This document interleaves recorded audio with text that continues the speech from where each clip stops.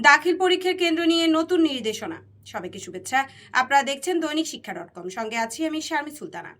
2026 খ্রিস্টাব্দের দাখিল পরীক্ষায় যেসব উপজেলায় একটি মাত্র পরীক্ষা কেন্দ্র রয়েছে সেই সব উপজেলার কেন্দ্রের পরীক্ষার্থীদের পরীক্ষা নেওয়ার বিষয়ে নতুন নির্দেশনা দিয়েছে বোর্ড। কেন্দ্রস্থিত মাদ্রাসার পরীক্ষার্থীরা নিজ মাদ্রাসার কেন্দ্রে পরীক্ষায় অংশ নিতে পারবেন না বলে এই নির্দেশনায় জানানো হয়েছে।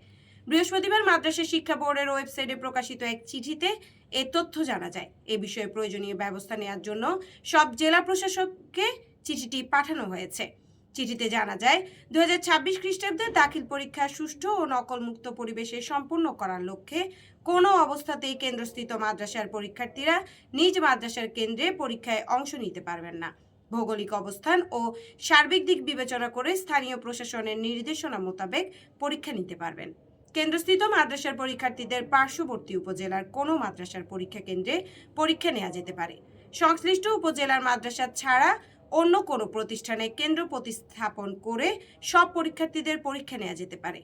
কোনো উপকেন্দ্র বা ভেন্যু কেন্দ্রের ব্যবস্থা করা যাবে না। বিস্তারিত দেখতে পাবেন শিক্ষা বিষয়ক দেশের একমাত্র পূর্ণাঙ্গ ডিজিটাল পত্রিকা দৈনিক শিক্ষা.com-এ। ধন্যবাদ সবাইকে।